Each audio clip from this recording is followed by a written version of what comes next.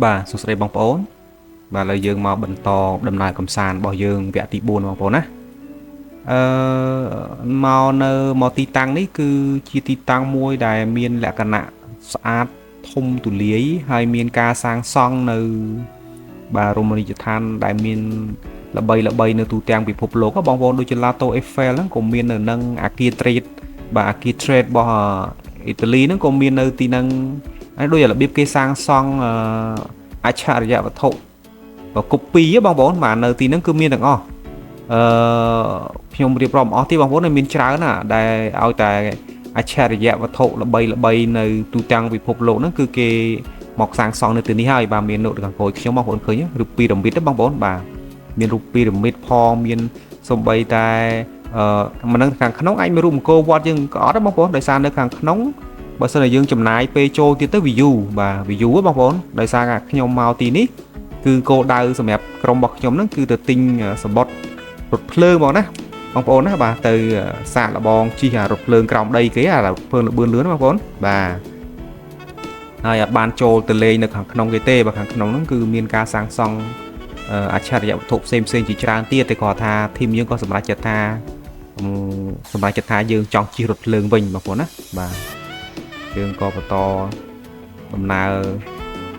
ដើរលេងនៅទីនេះបានមកជុំរួចហើយក៏បន្តទៅជិះរថភ្លើងនៅក្រោមដីបងប្អូនបាទនេះគឺជាកន្លែងដែលយើងទៅចូលទៅទីសម្បត្តិបាទសម្បត្តិចូលទៅរថភ្លើងក្រោមដីបងប្អូនខ្ញុំអត់ចាំថាតម្លៃប្រហែលទេបងប្អូនតែកាលហ្នឹងដូចជា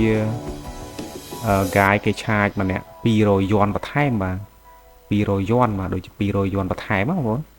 សម្រាប់ការទីសម្បត្តិជិះរថភ្លើងក្រោមដីហ្នឹងបាទហើយអាកាសធាតុឃើញថាវាភ្លឺខ្លាំងអញ្ចឹងទេអត់ក្តៅទេបងប្អូនបាទអាកាសធាតុត្រជាក់ទេបាទមានពន្លឺថ្ងៃប៉ុន្តែអត់ត្រជាក់អត់ក្តៅទេបាទនេះបងប្អូនណាមកដល់ហើយបងប្អូនណាបាទយើងតម្រង់ជួរបាទតម្រង់ជួរចូលទៅជិះរថភ្លើងក្រោមដីបាទមុននឹងទៅដល់ទីតាំងហ្នឹងគឺមានកន្លែង scan កន្លែងអីគេអញ្ចឹងទៅបាទមានខាងសន្តិសុខគេឆែកបាទឆែកកាបូបឆែកបលីឆែកយើងទៅដើម្បីការពារសន្តិសុខបងប្អូនក្រែងលុយយើងយកធាតុផ្ទុះអី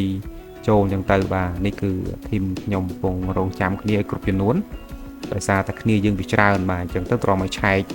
បាទគ្រប់គ្នាទៅរងចាំគ្នាសិនបាទធំមកបងប្អូនបាទកន្លែងរថភ្លើងក្រោមដីគេនឹងធំមែនតើបាទមិនដឹងថាថ្ងៃណាពេលណាទើបមាននៅស្រុកខ្មែរយើងបងប្អូនណាបាទធំណាស់បងប្អូនអើយវាចំណាយថវិកាកសាងមិនតិចពាន់លានទេបាទយើងធ្វើដំណើរចប់មិញឆែកតង់ទី1បងប្អូនណាអញ្ចឹងយើងធ្វើដំណើរបន្តទៅក្នុងទៀតបាទខាងខ្ញុំក៏មិនស្គាល់ដែរទេបាទគឺខាងបាទកាយខ្មែរយើងហើយនឹងកាយជាតិចិនគាត់ណែនាំធ្វើដំណើរបងប្អូនណាបាទដូចជាមិនសូវជាមានមនុស្សច្រើនកកកុញប្រហែលទេបាទដូចជាអត់សូវមានមនុស្សច្រើនដែរបាទនេះយើងមកដល់ហើយបងប្អូនមកដល់កន្លែងដែលយើងត្រូវបាទឈររងចាំចូលទៅរទេះភ្លើងបងប្អូនបាទគឺឈរអញ្ចឹងបាទអញ្ចឹងទៅគេមានដាក់ស្នាមជើងមកស្នាមជើងឲ្យយើងឈរបាទនេះដូចឃើញបងប្អូនណានេះបាទយើងត្រូវឈរតាមជួរហ្នឹងបាទដូចជាមកប្រឡោះចូលហ្នឹងគឺមានតែអាចឈរបានយ៉ាងច្រើន2ទៅ3នាក់ទេបាទយើងឈរចាំតាមហ្នឹងបាទព្រោះដល់ពេលរថភ្លើងមកឈប់បាទនៅពេលដែលរថភ្លើងឈប់យើងប្រញាប់ចូលបងប្អូនបាទគឺគេឈប់លឿនណាមួយផ្លែតទេកាលណាយើងចូលអត់ទាន់រថភ្លើងគេទៅទៀតបាទអញ្ចឹងទៅយើងត្រូវឈរចាំអញ្ចឹងមកទៅរៀបជួរអញ្ចឹងទៅបាទនៅពេលដែលរថភ្លើងវាប្រឈប់ពុបគេបើកទ្វារខ្វាប់មកយើងត្រូវចូលភ្លាមបងប្អូនបាទអត់អាចពជាពេលទេបើមិនដូច្នោះទេគឺរថភ្លើងគេទៅចោលហើយបាទគេឈប់លឿនណាបាទគេអត់ពជាប្រចាំយើងថាអ្នកដំណើរឡើងមិនទាន់អស់ទេមានន័យថាអ្នកដែលមកឡើងជិះរថភ្លើងនេះគឺត្រូវដឹងទួនាទីខ្លួនឯងតែម្ដងគឺត្រូវតែបញ្ញាប់បញ្ញាលបាទដើម្បីឲ្យតន់បាទភាពការបាទចម្រងជួរទាំងអស់ហ្នឹងបាទគាត់ថាកន្លែងខ្ញុំនេះគឺបាទបងប្អូនបាទយើងជិះមកតង់ពីរតង់ណាបងប្អូនបាទថតក្មេងៗដែលកំពុងរងចាំបងប្អូនបាទរងចាំបន្តដំណើរទៅទៀតបាទសិទ្ធធីមការងារ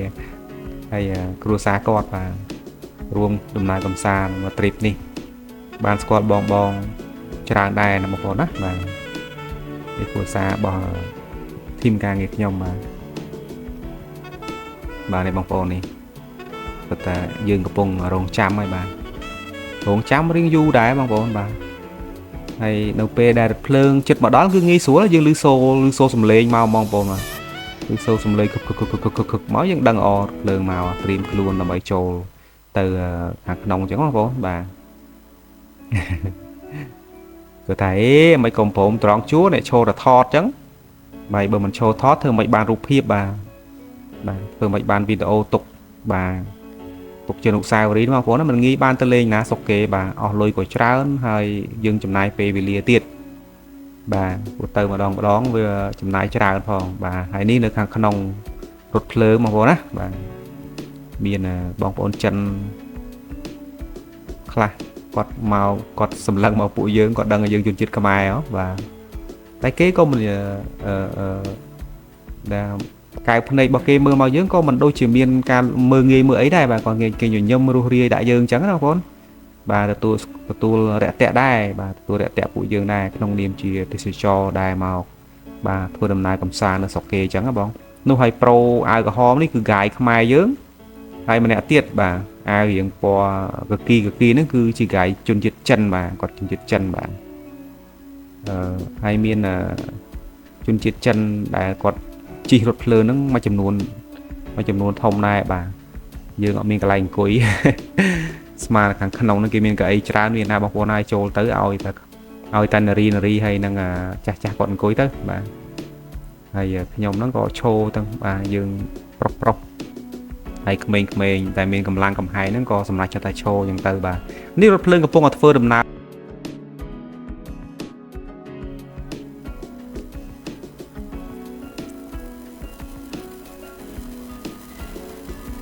អូខេបងប្អូនណានេះមកដល់ទីតាំងហើយយើងចេញពីរថភ្លើងក្រោមដីបាទបញ្ចប់បេសកកម្មបាទជិះរថភ្លើងក្រោមដីបាទមិនដល់កន្លះម៉ោងទេបងប្អូនណាជិះតែមួយផ្លេតដែរឲ្យស្គាល់រសជាតិបងប្អូនណាបាទឥឡូវយើងការជិះរបស់យើងបានបញ្ចប់ហើយបាទអញ្ចឹងយើងចាប់ផ្ដើមធ្វើដំណើរឡើងមកខាងលើវិញបាទចាប់ផ្ដើមឡើងមកខាងលើវិញដើម្បីទៅទទួលទានអាហារថ្ងៃត្រង់បងប្អូនណាបាទនេះយើងឡើងទៅចដៅយន្តទឹកទី1បាទដូចជាចាំដូចជាមាន2ទៅ3ដងបងប្អូនឡើងពីក្រៅមកណាបងប្អូនណាបាទនេះយើងឡើងជុំទី1បាទជាន់ទី1បាទពេលដែលចេញពីរថភ្លើងរួចយើងឡើងមកតែម្ដងបងប្អូនណាបាទហើយនៅមានបន្ត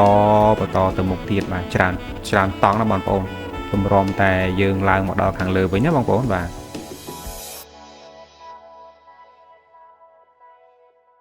ណាបងប្អូនបាទអត់រលាក់ទេបាទអត់មានរលាក់ទេបាទនេះមកដល់រូបភាពដែលយើងឡើងមកផុតពីខាងក្រោមហើយបាទយើងឡើងពី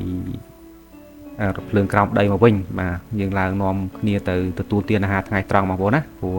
ពេលហ្នឹងវាដូចជាខ្ទង់ម៉ោង11កន្លះជិត12ហើយបាទយើងត្រូវញ៉ាំបាយឲ្យហើយយើងនឹងបន្តដំណើរទៅលេងស្ពីនកញ្ចក់បងប្អូនណាបាទបន្តដំណើរទៅលេងស្ពីនកញ្ចក់មួយទៀតបាទនេះយើងដាក់កាតធម្មតាពេលដែលយើងចូលទៅនេះយើងមានកាក់គេបងប្អូនបាទចូលក៏ដាក់កាក់ចេញក៏ដាក់កាក់ដែរបាទអញ្ចឹងតើអត់មានអាកាក់គេហ្នឹងទេគឺចេញក៏មិនរួចចូលក៏មិនរួចដែរបាទខាងខ្ញុំចង់ស្ទះបាទចេញអត់រួចណាភ្លេចយកកាក់ជាប់អញ្ចឹងទៅបានកាយគេយកកាក់មកដាក់ឲ្យបាទស្អាតបងប្អូនបាទមិនដឹងថាថ្ងៃណាយើងមានមួយខ្សែគេដែរបាទនៅស្រុកយើងបងប្អូនបាទដើម្បីយក experience អញ្ចឹងទៅបាទឡាវគេមានហើយបាទឡាវគេមានហើយនៅឡើយកម្ពុជាយើងបាទសង្ឃឹមថាខ្ញុំនឹងបានជិះបាទរថភ្លើងល្បឿនលឿននេះនៅស្រុកយើងម្ដង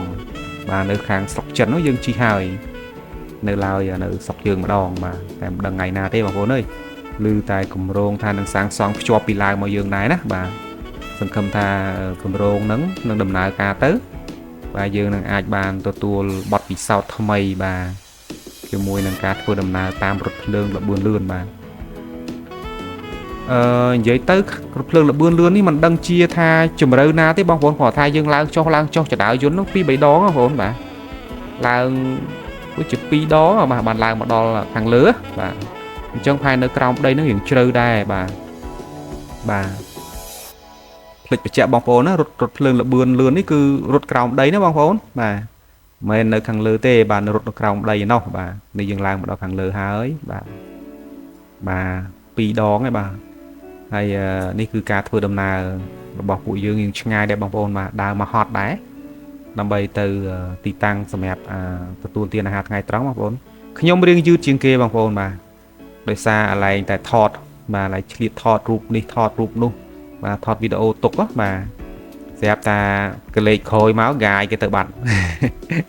ហ្គាយធីមក្រុមការងារទៅបាត់អីចឹងទៅក៏ប្រឹងធ្វើដំណើរឲ្យលឿនដើម្បីឲ្យតាន់ណាបាទឲ្យតាន់គ្រប់បាទហើយបានឃើញនារីចិនបាទស្អាតដែរបាទនៅប្រទេសចិនគេតែងខ្លួនបែបស៊ីវិល័យបងប្អូនអើយបាទសម្លៀកបំពាក់គេគឺខុសពីយើងដាច់តែម្ដងបាទអញ្ចឹងយើងមើលទៅគឺឃើញថាខុសប្លែកពីយើងឆ្ងាយបាទខ្ញុំពាក់អាវយឺតនេះដោយសារតែខ្ញុំមានអាវយឺតខាងក្នុងមួយទៀតបាទអញ្ចឹងមានថាខ្ញុំពាក់អាវ2ជាន់បងប្អូនបាទហើយតិចដែរប៉ុន្តែដោយសារយើងមានអាវ2ជាន់អាវខាងក្នុងហ្នឹងវាបាទមានជាតិសរសៃអញ្ចឹងវាអត់សូវតិចខ្លាំងប្រហែលទេអាចទប់ទល់បានបងប្អូនបាទហើយបងប្អូនមើលទៅបាទបរិស្ថាននៅស្រុកគេបាទនៅប្រទេសចិននៅទីក្រុងសិនចិនហ្នឹងគឺស្អាតណាស់បងប្អូនអើយបាទអត់មានសម្រាមទេបងប្អូនបាទគឺ clean តែម្ដងបងប្អូនណាបាទ clean បាទហើយបើប្រៀបធៀបនៅយើងខុសគ្នាឆ្ងាយណាស់បងប្អូនបាទខុសគ្នាត្រង់ថានៅស្រុកគេ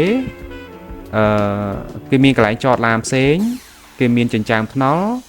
សម្រាប់ឲ្យអ្នកធ្វើដំណើរស្មើជើងហ្នឹងធ្វើដំណើរបានតែដែលឡែកសម្រាប់ជើងបាទកន្លែងដែលត្រូវឲ្យអ្នកដើរស្មើជើងហ្នឹងគឺយកទៅធ្វើអាជីវកម្មលក់ដូរអស់ហើយអញ្ចឹងយើងមកដើរលើថ្នល់អាហ្នឹងវាគ្រោះថ្នាក់ធ្ងន់ណាបងប្អូនបាទនេះមកដល់ហើយបងប្អូនអើយបាទមកដល់ហើយមិនដឹងទៅហាងអីទេគេប្រាប់ដែរតែអត់ដឹងទេថាឈ្មោះអីខ្ញុំវាភ្លេចបងប្អូនណាបាទមកទទួលទានអាហារថ្ងៃត្រង់បាទអញ្ចឹងកម្មវិធីដំណើរកំសាន្តវគ្គ4យើងហ្នឹងគឺឈានមកដល់បាទវគ្គបញ្ចប់ទៀតហើយយើងរងចាំទៅបន្តទៀតនៅវគ្គទី5ណាបងប្អូនណាបាទទៅឲ្យបងប្អូននេះបាទយើងច្រើនអ្នកដែរអ្នកតេះកូនក្មេងផងអីផងមកដល់នៅពេលដែលដើរមកដល់គ្រប់អញ្ចឹងទៅខ្ញុំដើរឲ្យលឿនបន្តិចបងប្អូនបាទដើម្បីឲ្យបានថតបាទនេះម៉ាក់ខ្ញុំបាទម្ដាយខ្ញុំសុខភាពគាត់មិនជាល្អទេប៉ុន្តែដល់ពេលបានទៅលេងស្រុកចិនបាទគឺថាអត់មានអីកើតឡើងទេគាត់សប្បាយចិត្តគាត់អញ្ចឹងគាត់ដើរភិលហ្មងបាទដូចអត់មានអ្នកដែលមានសុខភាពល្អបរិពោចាបាទហើយពូបាទបាទស្ពាយផងអីផងអញ្ចឹងណាបាទនេះមេខ្ញុំបាទពីអ្នកភរិយារបស់គាត់អូស្វីតបលកហើយបាទស្វីតសាហាវបាទឃើញបងប្អូនឃើញនេះគឺទស្សនភាពនៅស្រុកគេបាទគឺចតឡានគេមានសំណាប់ធ្នាប់ល្អណាស់បងប្អូនអើយបាទចតជូអញ្ចឹងទៅហើយគេអ្វីដែលខ្ញុំពេញចិត្តខ្លាំងបាទគឺគេទុកកន្លែងសម្រាប់អ្នកថ្មើរជើងធ្វើដំណើរណាបងប្អូនបាទហើយនេះហ្គាយបាទអូហ្គាយលឿនជាងគេចង្អែងបាទនៅមុខគេគាត់ដើរមើលងាកគាត់ដើរងាកមើលក្រែងថាបាត់កូនក្រុមណាក្មេងៗស្រុកគេបាទអូចេញមកពីហាត់កីឡានេះបាទណាក្មេងៗនៅស្រុកចិនបាទស្អាតដល់បងប្អូននេះសាច់ឈាមគេភ្លឺថ្លាដោយសារស្រុកគេតិចបងប្អូនបាទដូចជំរាបឡើងវិញអញ្ចឹងបងប្អូនឃើញពលឺថ្ងៃអញ្ចឹងតែអត់ក្តៅទេបងប្អូនអើយតិចបាទធ្វើពាក់អាវល្ងាបាទដល់ហើយបងប្អូនណាបាទនេះដល់ហើយយើងធ្វើដំណើរចូលហាងហើយ